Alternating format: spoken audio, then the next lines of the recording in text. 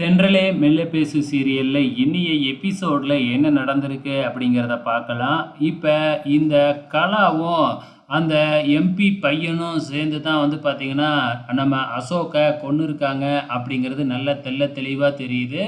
So நம்ம கொலை பண்ணதுனால இப்படி ஒரு சம்பவமும் நமக்கு சாதகமா நடந்திருக்கு. இப்ப பர்மனன்ட்டா பரமனையும், இளமதியும் பிரிச்சாச்சு அப்படின்னு பயங்கர சந்தோஷத்துல இருக்கிறாங்க இந்த கலா. இதை இப்படியே விடக்கூடாது, இன்னும் பெருசாக்கணும் அப்படிங்கிற மாதிரி வேறையா திட்டம் போட்டுக்கிட்டு இருக்கிறாங்க. இந்த பக்கம் நம்ம இளமதி பரமனை நினைச்சு ரொம்ப ஃபீல் பண்ணிக்கிட்டே இருக்கிறாங்க. பரமனோட பழகுன அந்த பழைய நாட்களை நினைச்சு நினைச்சு ஏங்கிக்கிட்டு இருக்கிறாங்க. அப்ப ஏந்திரிச்சு நடக்கும்பொழுது கொலுசு அருந்துருது. ஸோ அந்த கொலுசையும் பரமன் தானே வாங்கி கொடுத்துருக்குறாப்புல. இதனால ரொம்ப கவலையாகி அந்த கொலுசை எடுத்துக்கிட்டு உடனே வந்து பற்ற வைக்கணும் அப்படின்னு போய் பற்ற வச்சுக்கிட்டு, அதுக்கப்புறம் கொலுசை வச்சுக்கிட்டு ஃபீல் பண்ணிக்கிட்டு இருக்கிறாங்க. உன்னைய நான் விட்டுற மாட்டேன் பரமா அப்படின்னு வேறையா சென்டிமெண்ட்டாக பேசிக்கிட்டு இருக்கிறாங்க.